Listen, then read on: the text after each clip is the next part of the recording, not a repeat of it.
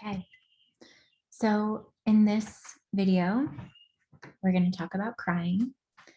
But before we do that, just take a moment. I'm not sure, how you've taken this information in and how you're feeling right now. But yeah, just take a moment to maybe put your hand over your heart space.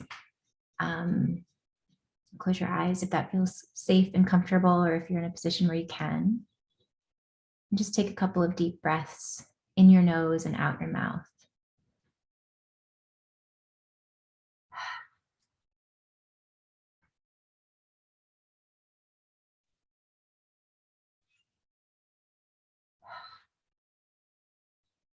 Offering yourself a little gratitude for being here, for showing up,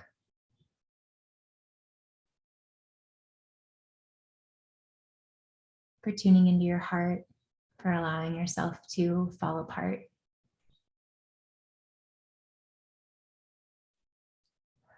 For trusting that falling apart is actually the right thing to do. It strengthens you. It helps you to be in touch with the wholeness of humanity.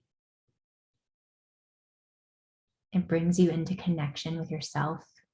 So much of our pain and dis-ease and suffering comes from our own separation from ourselves, which then ripples out into separation from others. So just trusting, honoring what you're doing, what you're showing up to as truly being sacred. I know I've said this before, but I have massive gratitude for you being here. And it means a lot. I can just anchor in to the energies of the souls that will be watching this and participating and sharing and just being with, sharing in the reconciliation of grief and the remembering of the sacred act of grief. So one more deep breath in your nose and out your mouth. Maybe let it out with a sigh. And bring your attention back to the video. So in this video, I'm just going to talk a little bit about the importance of crying, the power of your tears. So on a physical level, tears are deeply cleansing for the body. So pulling out toxins, bringing them out of your system. It's a form of release that is incredibly effective to helping you move forward. So crying, by this point, and if you're here, hopefully you're not experiencing shame around crying, but I still do every once in a while. And also just knowing when you need privacy. It's okay to need privacy. And then it's also okay to, like I was saying in a previous video, like share this act with folks that you feel safe with too. And then spiritually, crying, both the act of the noise, like wailing, and the act of allowing your tears to flow supports the process in which the dead use to cross over. And so if you are looking for more in this and that doesn't feel too weird, I wanted to put it in a separate video in case that concept felt a little jarring for your system. So just listen to the next video about it. I've recorded, I read an excerpt from one of my teachers on grief, who I've mentioned several times throughout this, Carla McLaren. She has a beautiful description of this process, and also goes into she goes into even more depth than what I shared in the excerpt in the book, but about the just the tragedy that it is now that we live in a society where crying and grieving is not normalized. And just how important it is to be part of this process. And for me, being able to understand on a logical level that what I'm doing, I'm someone who is here. I don't know about you.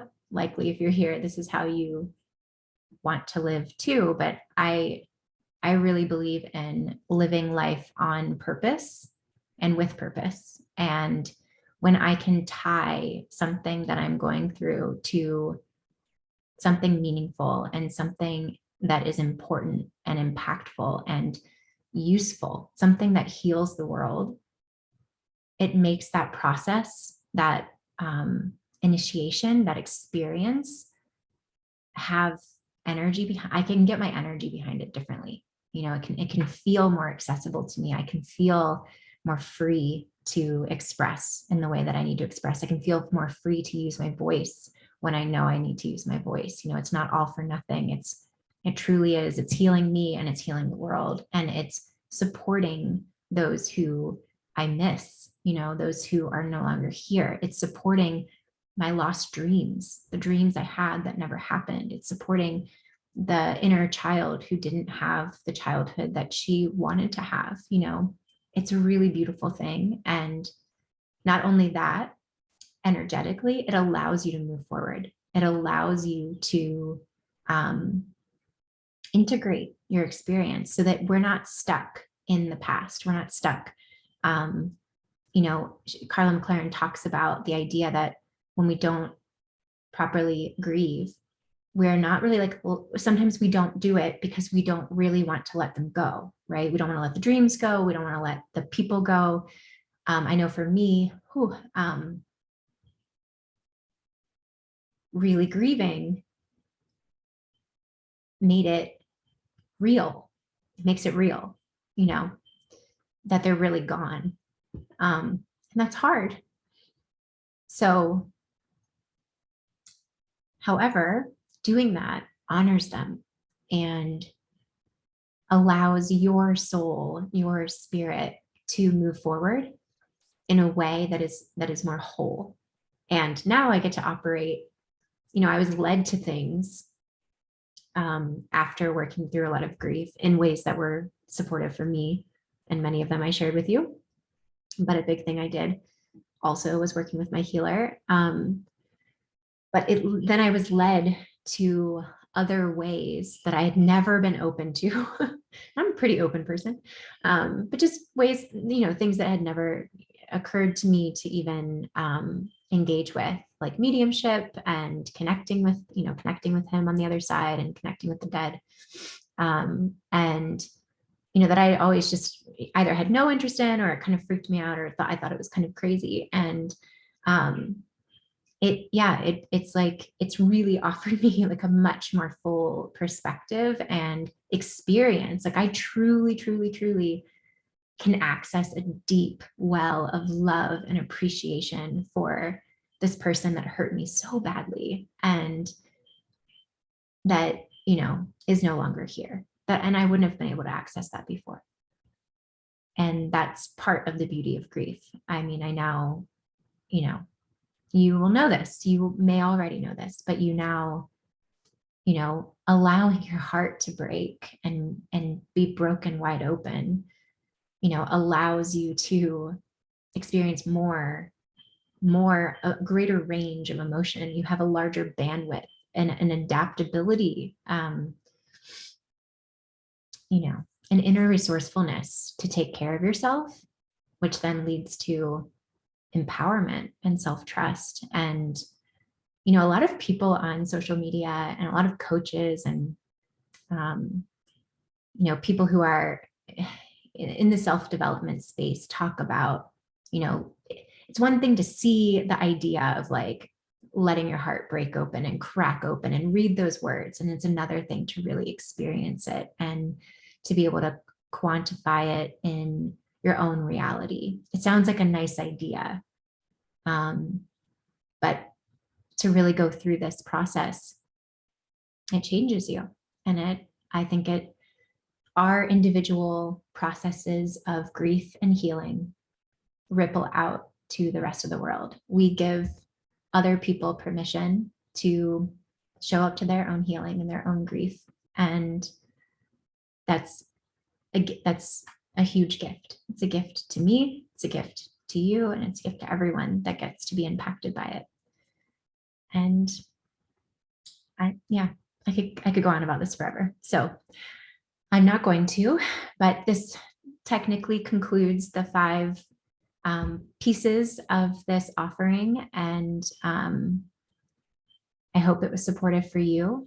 Please feel free to reach out. I've listed resources. If you're looking to work one-on-one, I have a specific grief package of 5 sessions, leading you through being able to honor, reconcile, move forward with, live with the loss and live through the grief and come out on the other side empowered and transformed and a more full human. And then I'm also putting together a course. So there will be a course that's similar to this, but going more in depth and kind of talking more about some of the energetics of all the different things. So the energetics of suicide, the energetics of abortion and miscarriage, some of these like really taboo subjects that we're not supposed to be thinking about or talking about from a lens of like healing, I guess.